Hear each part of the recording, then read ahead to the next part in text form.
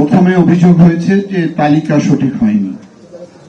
আমি পরিষ্কারভাবে বলতে চাই, আমাদের যে হাই পাওয়ার টিম এটা এসেছেন, এটা কিন্তু মাননীয় প্রধানমন্ত্রীর নির্দেশে আমরা এসেছি। যেদিনে সুনামগঞ্জের এই অতিবৃষ্টির কারণে ফসল ডুবে যাচ্ছিল, উনি যে কত ব্যতিব্যস্ত হয়ে পড়েছিলেন সেটি আমরা তার সঙ্গে কথা বলে বুঝতে পেরেছি। উনি তাৎক্ষণিকভাবে অনেক নির্দেশনা আমাদেরকে দিয়েছেন। 5ই আগস্টের মতো আর চলবে না, চলা উচিত না। সে কারণে আমরা যেন আমাদের যার যার দায়িত্বের মধ্যে আছি সেই দায়িত্বটা যেন আমরা সঠিক, এবং দুর্নীতিমুক্ত ভাবে করার চেষ্টা করি। এটা হলো প্রথম মেসেজ আমার। আর বিষয়গুলো হলো যে তালিকা নিয়ে যে অভিযোগ হয়েছে, আমাদের মাননীয় সংসদ সদস্য মিলন ভাই বলেছেন আমরা এটা সময় দিতে চাই, সময় দিয়ে নিখুঁতভাবে আপনারা তালিকাটা প্রস্তুত করুন। এবং আমি মনে করি মাননীয় উপদেষ্টারা যখন তালিকা প্রস্তুত হবে, ওনারা এটা উপদেষ্টা থাকবেন, এটা ক্রস চেক করবেন ওনারা, তারপরে আমরা এটাকে গ্রহণ করব। অবশ্যই ওনাদের সঙ্গে পরামর্শ করবেন। অভিযোগ এসেছে পানি উন্নয়ন বোর্ডের বিরুদ্ধে যে সরকারের অর্থ অর্থাৎ জনগণের অর্থ এমন কিছু প্রকল্প বাস্তবায়ন করা হয় যেটা কার্যকরী নয়। কেন এটা হবে? এটা গবেষণা করে যাতে এমন কিছু আমরা করতে চাই যেটি দীর্ঘদিনের এই এলাকার মানুষের কষ্টের কারণ। কারণ আমি জানি সুনামগঞ্জ এক ফসলি অঞ্চল, শুধু বড় মৌসুমটা হয়, এটা দিয়ে সারা বছর চলে তারা।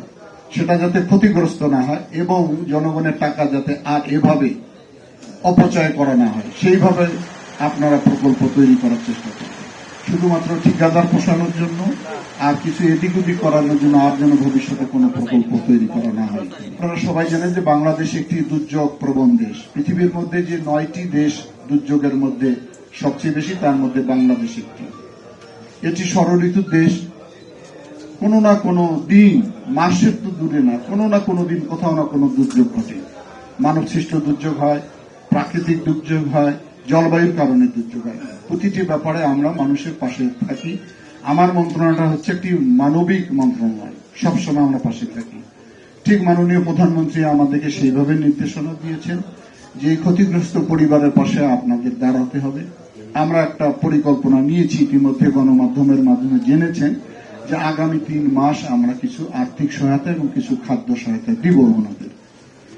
তো সেখানে আমরা 3টি স্তর করতে বলেছি। যারা অতি ক্ষতিগ্রস্ত হয়েছে অতিমাত্রা, তাদের একটা তালিকা করবেন। যারা মাঝারি ধরনের ক্ষতিগ্রস্ত, তাদের একটা তালিকা করবেন। যারা অল্প ক্ষতি, তাদের একটা তালিকা করবেন। এখানে তালিকা করার ক্ষেত্রে একটি খেয়াল রাখতে হবে, এমন কিছু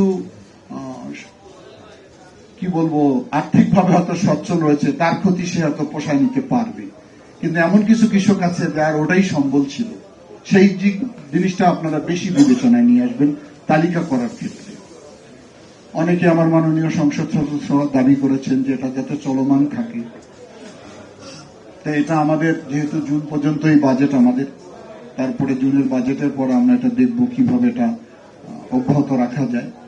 এখানে আমাদের জেলা প্রশাসনের কাছে আমাদের সবসময় কিছু রিজার্ভ বা স্থিতি রাখি আমরা জরুরি ভিত্তিতে, জিআর গ্যাস, জিআর চাল, তারপরে শুকনো খাবার, যদি ওটা নাম দেওয়া হয়, কিন্তু শুকনো খাবারের প্যাকেটে অনেক কিছু থাকে, একটু আগে আপনারা শুনেছেন।